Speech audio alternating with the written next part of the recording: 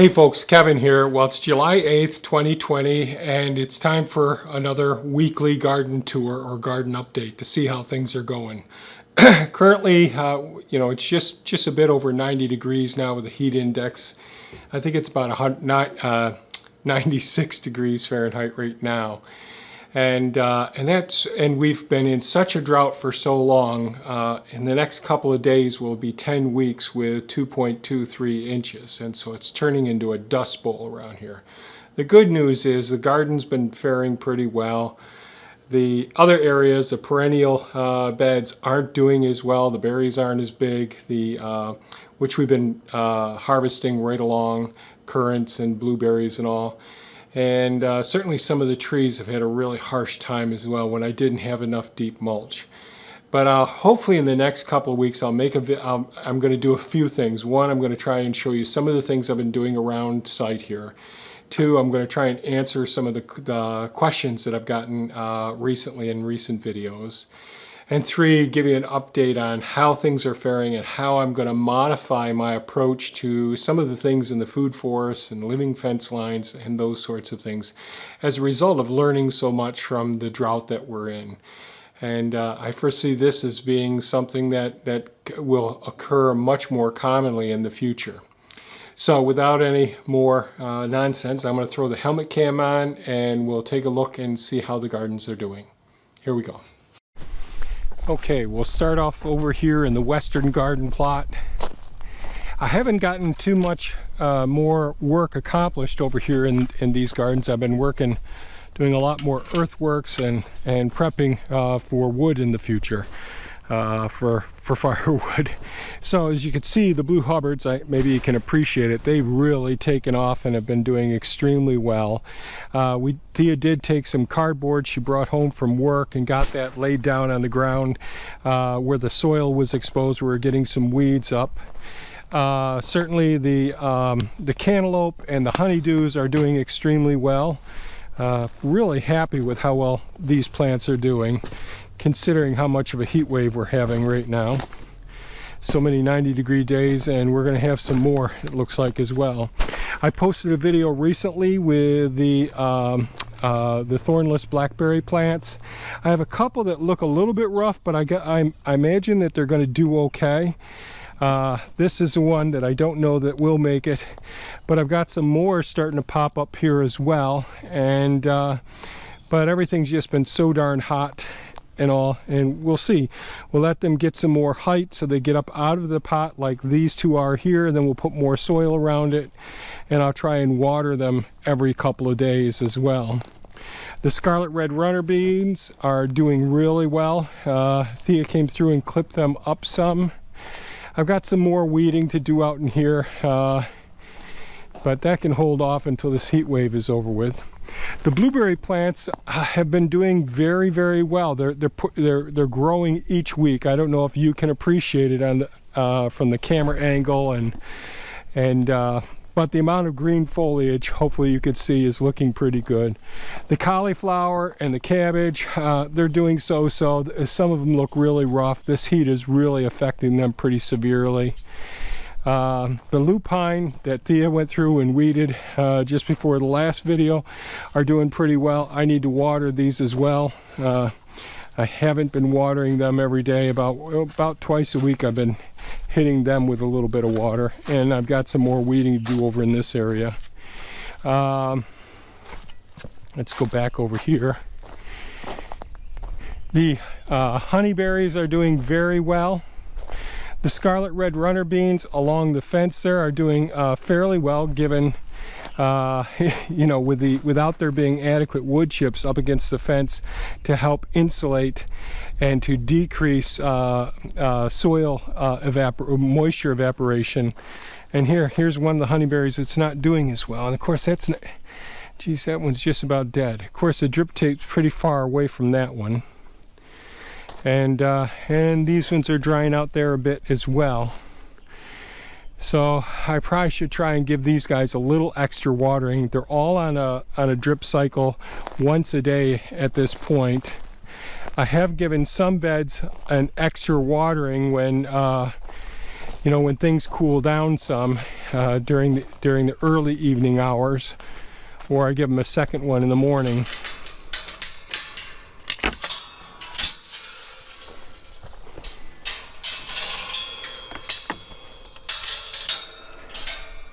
As you can see, the grass is all brown. It's pretty much a dust storm. All the driving areas and the areas that I've been working on excavating out back where the hugelkultur systems were a real hassle. And purposely not doing any mowing. We don't want to decrease any soil moisture retention by mowing. And the corn is doing quite well. I'm really happy with the corn. When I stand it, it's about 3 foot tall right now, I'd say. Looking really nice. Thea did come through and put a few bean seeds in between some of the corn as well. We got to do some pruning with the San Marzano tomatoes, but those plants are looking absolutely fantastic. The banana peppers are looking really good as well, considering how much heat we've had and how much potential for burning, but the weed mats seem not to be having any negative effect on any of the crops over in this area. Broccoli doing pretty well. The bell peppers doing well. The curly kale absolutely doing excellent. Certainly the sweet potatoes are starting to show come on their own now, so I'm pretty happy with how well they're doing. There were some weeds in between. Thea came through and pulled up some of the weeds in between the sweet potatoes and the corn before, and underneath the tomatoes as well.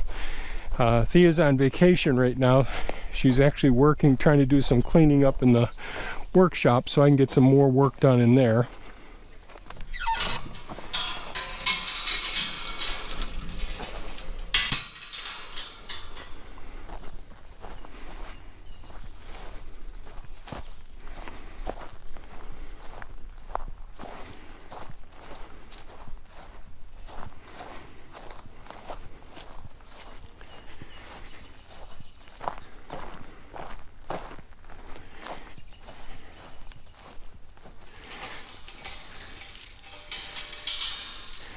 The quackgrass and the weeds are starting to pick up here in the wood chip area, so there's so much soil underneath and so many weed seeds that have blown into this area. But I'm not going to worry about that for a few more days. I'll probably come through and cut it down some. I'm hoping to get some more wood chips in, but boy, I've been going through them like crazy as soon as they come in. I'd like to get the soil covered up since it's been so hot and dry for so long. The soil that isn't covered around the base of, well, when I get up to the other side, I'll try and show you a spot. On this area here, we have the weed mat covering the soil, which helps to decrease the amount of evaporation. But you can see the leaves on the bean plants here, the Scarlet Red Runner beans, the leaves are turning brown some, so they could use some extra watering as well. So they're taking quite a hit. We haven't had it be so hot and so dry this early in the season since I've been gardening or farming. The leeks are doing well. We've got some weeds to pull out in here, but once the sun comes up, being on top of these weed mats is just a bit much. Thea went ahead and replaced the couple of oriental eggplants that didn't make it. So there were a couple in here that did die. The black beauties are doing very well at this point. Pretty happy with how they're doing. The jalapeno peppers are doing great so far. Still, there's a few that are a little bit slower in development up there. You can see the blue potatoes have really grown up here very well through the hilling up that I did with the leaf and wood chip mulch and a little bit of compost mixed in there.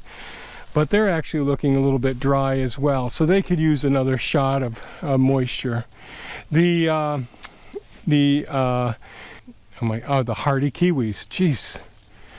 Well, the birds have been at it, and you can see some of the limbs. Well, this one's broken, but they've really been drying out some. So this is, you know, this is the first time I've seen the hardy kiwi require any watering at all.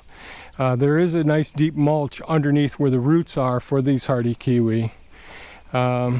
So that's an issue. The birds have come through and eaten up all the hardy kiwis on here already. The Baltimore Orioles absolutely love them. The dill plants are doing well, and you can see I've got some weeds I haven't taken care of yet. The lemon balm are gone to flower now. The sage is doing pretty well, a little bit of weeding here. The lettuce is certainly bolted, and but the beans where the lettuce has been here are the better looking beans.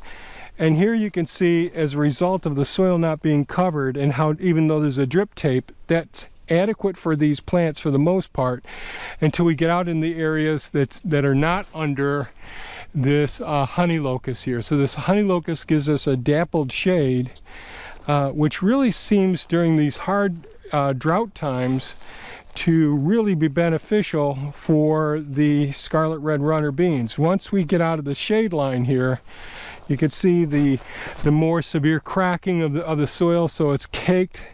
This is a problem. This is something I've got to correct. So I've got to get this soil covered. This is completely abnormal, and I'll be talking about that in a couple of future videos, what my plans are for addressing this issue and getting our soil microorganisms some good resources so that they can help to maintain good rich carbon source and moisture as well.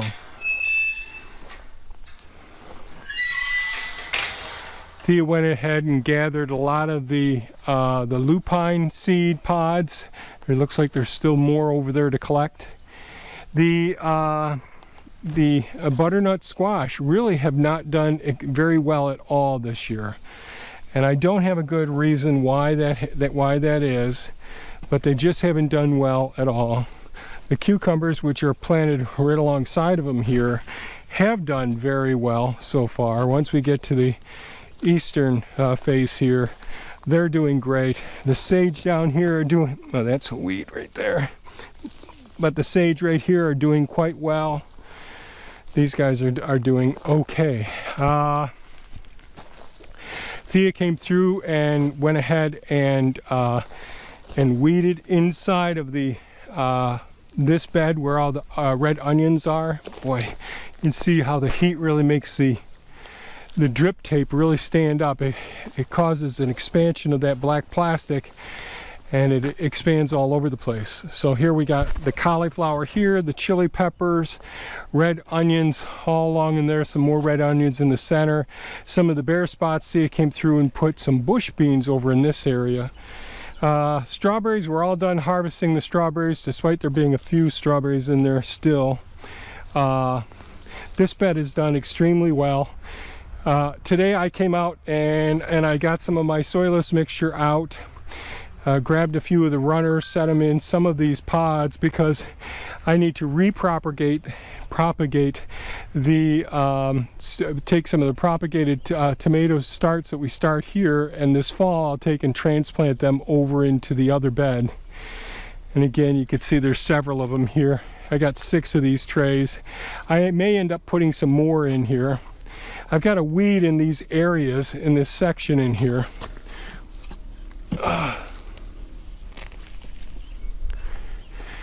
Man, you even touch these tools, they're just steaming hot.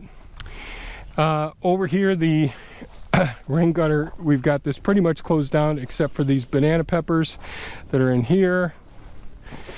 And then over here we have the more of the honeydews and the cantaloupes on this side of the support structure here, and the watermelons down here as well. So they're all looking pretty good so far. Again, over in this area, the sage that are closest to the water and the thyme that's closest to the water, and the lavender are looking pretty darn nice so far. I'm going to redo this whole system here. It's really nice to have the lavender looking so beautiful. I really failed over here with my iris beds around here. I just haven't kept up with the weeding that needs to be done, unfortunately. But I'm not going to push it. I'm already pushing it hard enough with some of the other projects I've been working on recently. So that's a look at the gardens. I'm pretty happy with them so far. Well, that's a walkabout in our gardens, the western, the central, and the eastern garden plots. Overall, I'm very happy with the results that we have so far this season, given the drought and the heat wave that we're in, and it's not going to end anytime soon. It's a challenge. Fortunately, you know, the having the drip irrigation and the weed mats down has really helped out an awful lot. But one of the videos that I'll be, hopefully I'll do a nice long format video about the cover crops, some of the science related to understanding the ecology, the ecosystem, and the applications that I'll be using the cover crops for on site, and how it will take me years to actually get to that point. But you know, the main reason is that not only do I think about the cover crops for our annual gardens, but for our perennial crops, for the living fences as well, for the margins of the living fences, and certainly in the food forest. So those are things that I'll be talking about in the future, and I'll try and cover some of the answers to some of the questions that I've received on the videos soon as well, and do a video on what I've been up to lately as well. Running out of gas with these heat waves. I don't have the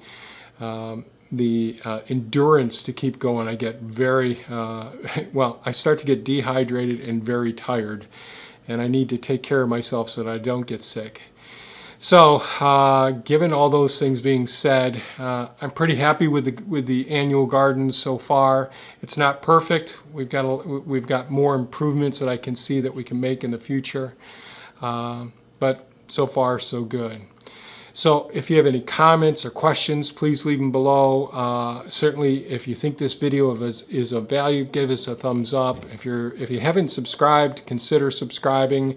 If you like the sort of content that we're putting out, and it is context specific. We're in Zone 5A, Central New York, a cold temperate climate, and I discuss all the things that occur throughout the time, what works, what doesn't work, and so on. So folks, take care of yourselves. This pandemic is not over. This first wave is strong, and it's going to keep going, and it's going to affect lots and lots of people here, especially in the States. We haven't handled it so well. But each one of us can do our part and wear masks, practice social distancing, keep ourselves clean, clean our surfaces, and just be aware that that there is a virus out there that we want to try and try to mitigate the potential risk factors that are associated with this virus. Take my word for it. It's not something you want to get. So folks, take care of yourselves, and I'll see you in the next video. Bye-bye now.